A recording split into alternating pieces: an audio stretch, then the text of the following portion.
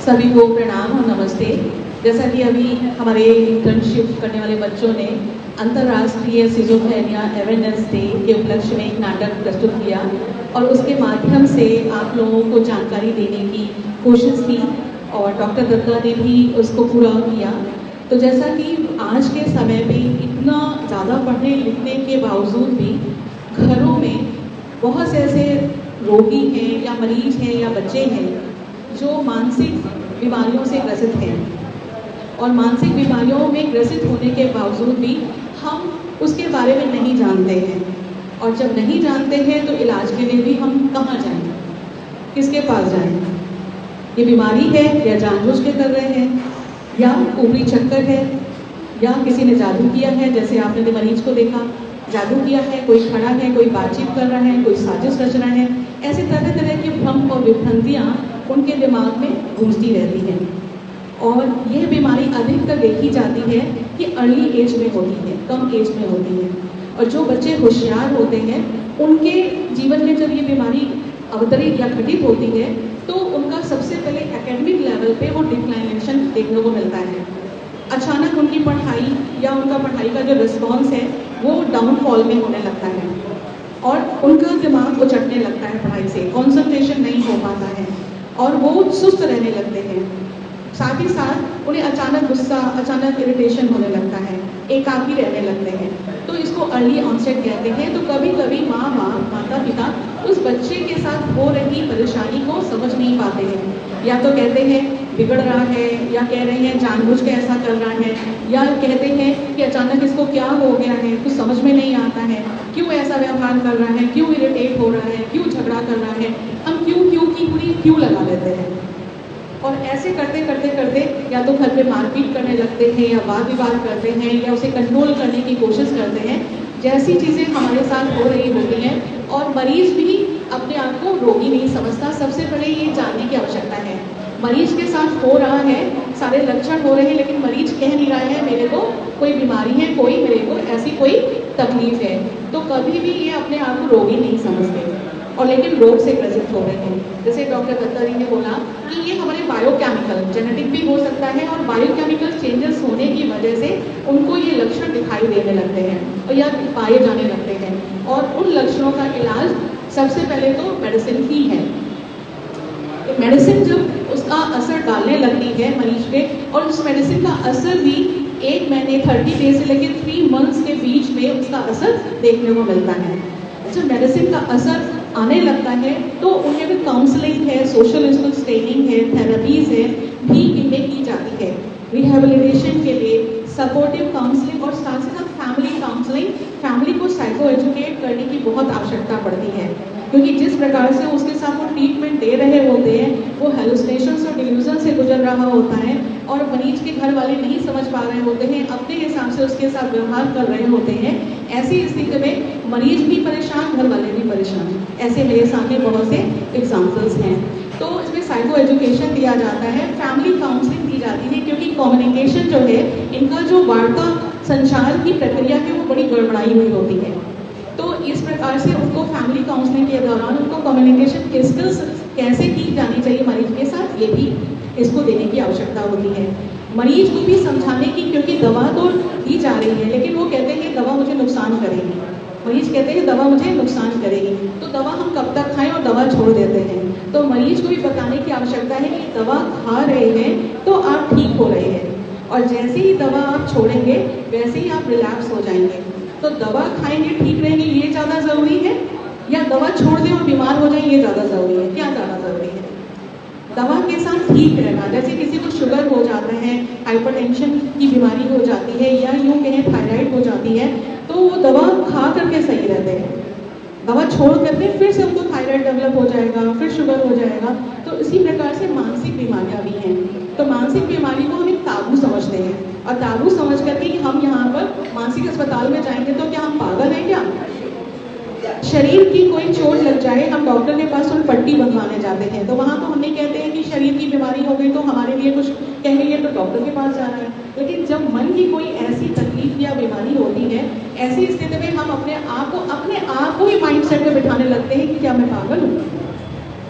बिल्कुल नहीं पागल है आप। लेकिन केमिकल चेंजेस होने की वजह से जो आप व्यवहार कर रहे हैं, हरकतें कर रहे हैं, जो आपको तरह तरह की भ्रांतियाँ हो रही हैं जो कि पहले नहीं हो रही थी, वो होनी शुरू हो गई है। तो उसका इलाज है, प्रॉपर इलाज है। और इलाज अगर कराते हैं तो आप वैसे ही हो जाते हैं जैसे हम सब आप। तो यही सब जानकारी देने के लिए, क्योंकि अभी भी बहुत से लोग पढ़ी लिखी फैमिली है जिसमें भी लोगों को सिजोफ्रेनिया जैसी बीमारी या अनेक अन्य मानसिक बीमारियों के बारे में बिल्कुल भी पता नहीं है। तो ये हम लोगों ने नूर मंजिल में ये कार्यक्रम रखा और समय प्रति समय हम लोग इस प्रकार के कार्यक्रम रखते हैं। लेकिन आज का दिन एक स्पेशल चुना गया है 24 मई पूरे विश्व में, कि आज के दिन हमें पूरे देश में, गली गली में, गांव गांव में, समुदाय में, स्कूल में, कॉलेजेस में, ऑफिस में, हर जगह लोग जो मानसिक स्वास्थ्य स्पेशलिस्ट है, मेंटल हेल्थ स्पेशलिस्ट है, साइकियाट्रिस्ट है, डॉक्टर्स हैं, सोशल वर्कर्स है, ये अपना कार्य कर रहे हैं आपकी मदद करने के लिए। हम आपकी मदद कैसे कर सकें, आप तक कैसे पहुंच सकें। तो यही कुछ संदेश हमारे इंटर्न्स ने, नर्सिंग इंटर्न्स हैं, साइकोलॉजी के इंटर्न्स हैं, और साथ में जो सपोर्ट हमारे हॉस्पिटल का, डायरेक्टर का, डॉक्टर्स का और डॉक्टर दत्ता का हमेशा रहता है, वो उस रहने के साथ साथ आज हम आपके सामने ये प्रस्तुतिकरण दे पाए हैं। इसी के साथ हम यहीं पे अपना वक्तव्य समाप्त करते हैं, और आप लोगों को कोई क्वेश्चन पूछना है तो आप क्वेश्चन पूछ सकते हैं। हमारे सामने डॉक्टर दत्ता हैं जो मेडिसिन स्पेशलिस्ट है, और मैं थेरेपिस्ट हूँ, साइकोलॉजिस्ट हूँ। तो आप मेरे से संबंधित कोई क्वेश्चंस हैं वो आप क्वेश्चन पूछ सकते हैं। अंतर्राष्ट्रीय स्किज़ोफ्रेनिया दिवस है जिसके अवसर पे हम एक नाटक प्रस्तुत करेंगे। हम इस नाटक के माध्यम से आप सभी को इस बीमारी के बारे में बताना चाहते हैं और इसके इलाज के बारे में। यह नाटक एक कोर्ट सीन से शुरू होता है जहाँ पे दो भाई अपनी सौतेली बहन से अपने प्रॉपर्टी के हिस्से के लिए लड़ रहे हैं।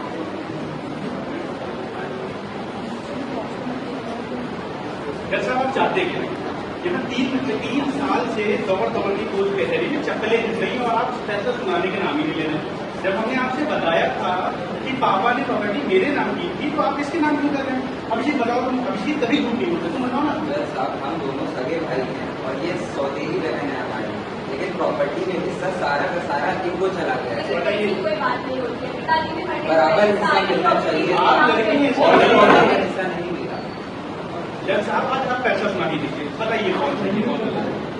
तो ये कोर्ट की फैसला लेता है कि दिए गए सबूतों बयानों के को मद्देनजर रखते हुए जो प्रॉपर्टी ओम जी और अभिजीत जी के नाम पे थी वो उनसे खारिज की जाती है और शोएबा जी के नाम पे करी जाती है।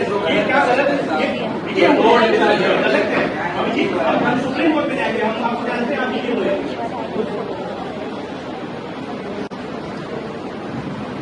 जैसा कि आपने देखा ओम और उसका भाई ये केस हार गए। इसके बाद ओम की निजी जिंदगी में बहुत सारे मसले आने लगे। ओम की अपनी नौकरी भी छूट गई और अब वो घर पे रहता है और अजीब अजीब हरकतें करता है। भैया मैं ऑफिस के लिए निकल रहा हूँ, ठीक है भैया?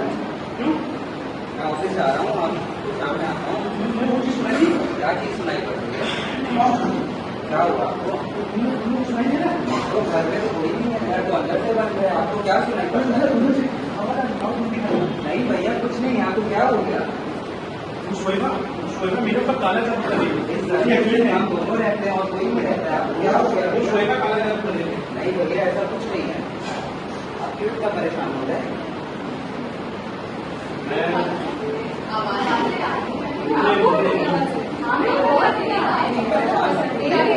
ठीक हो जाएगा,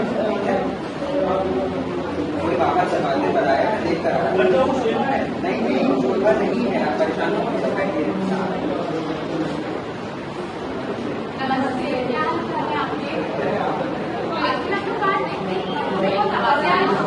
एक्चुअली आज जब से हम लोग केस हार गए हैं प्रॉपर्टी वाला, जब से हम लोग केस हार गए हैं प्रॉपर्टी वाला, तब से हमारे भैया की ये हाल हो गई है। ये देखिए कैसी कैसी भी हरकतें करते हैं, ना खाना ना पीना ढंग से, और इन्हें अलग अलग आवाजें सुनाई दे रही हैं। मुझे तो समझ नहीं आ रहा है कि मैं करूँ तो करूँ क्या। भैया ऐसी कोई बात नहीं है, हमारे पड़ोसी हैं, ये ऐसे ही करते हैं बस। देखिए हमारा कहना मानिए तो इनको तांत्रिक को दिखाइए, ये सब सही नहीं है। अरे नहीं, हमें नहीं लगता इनको तांत्रिक से दिखाना चाहिए। आप इन्हें किसी अच्छे डॉक्टर से इन्हें कुछ मानसिक दिक्कत लगती है। अच्छे साइकेट्रिस्ट को दिखा दे, मानसिक वगैरह में जाने की कोई जरूरत नहीं है। चलिए ठीक है, नमस्ते। Thank you. तांत्रिक के पास दिखाना तो ठीक नहीं लगता है मुझे, मैं इन्हें डॉक्टर को दिखाता हूँ। भैया चलिए कल हम लोग डॉक्टर के पास चलेंगे, ठीक है? सुबह सुबह। वकील के पास नहीं, डॉक्टर की जरूरत है।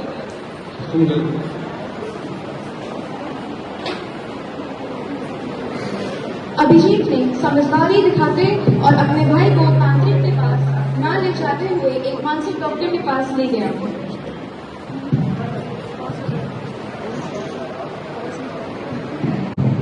चलिए भैया आइए। ये वकील नहीं डॉक्टर है, ये डॉक्टर है, आपको ठीक करेंगे। आप मुझे कुछ नहीं हुआ। नहीं, आपको हुआ है, आपको ऐसा लगता है कि आपको कुछ नहीं हुआ है, बट आपको हुआ है। ये डॉक्टर है। अरे हमें कुछ हुआ, आप पागल हो आप गए इधर क्या? आइए, आप इधर आइए। नहीं, अब डॉक्टर साहब आपने बोल लिया, अब आप थोड़ी देर शांत रहे, हम इनकी भी सुन लेते हैं। हमें पर डॉक्टर की जरूरत नहीं है, हमें वकील की जरूरत है। वो शोएबा को हराना है। अब बाद में वकील क्या चले जाएगा, अभी आप हमारे पास आए, हमारी सुन लीजिए। चुप रहिए। है ना? अभी इधर आपको आइए। मौका मिलेगा वापस बोलने का, क्या बोलिए, शांत रहिए थोड़ी देर। जी बताइए क्या दिक्कत है?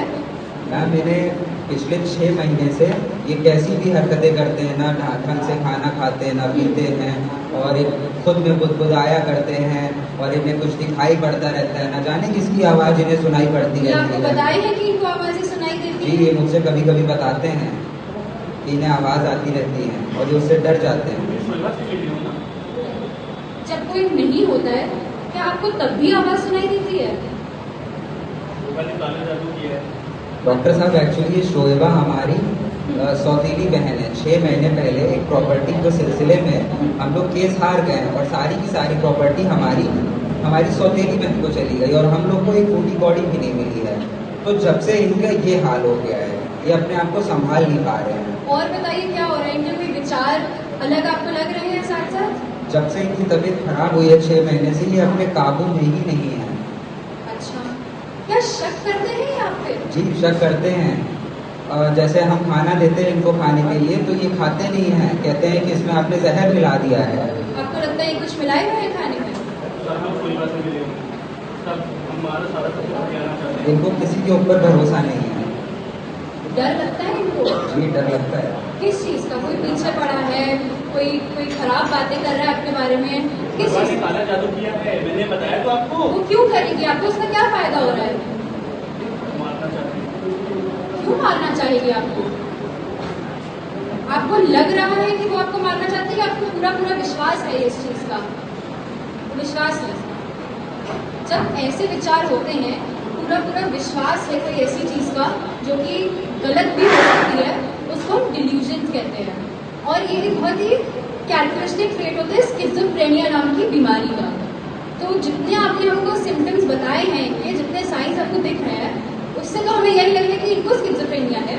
हम दवाई लिख दे रहे हैं, दवाई असर करने में थोड़ा वक्त लेगी, 3-4 हफ्ते बाद असर पूरा चालू होगा, ठीक हो जाएंगे, विचार इनके खत्म हो जाएंगे और नींद खाना ये सब ठीक होना चालू हो जाएगा।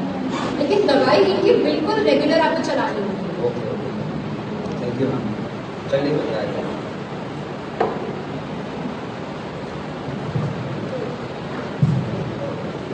इस किट के माध्यम से हमने सीखा कि स्किज़ोफ्रेनिया क्या होता है। स्किज़ोफ्रेनिया एक मनोरोग है। इसके पीड़ित व्यक्ति की सोच, समझ और व्यवहार में परिवर्तन आ जाता है। स्किज़ोफ्रेनिया का रोगी बिना किसी वजह के हर बार वह व्यक्ति पर शक करता है और अपनी दुनिया में खोया रहता है। इसे हमेशा यही लगता है कि उसके खिलाफ कोई साजिश कर रहा है या सब उसके खिलाफ है।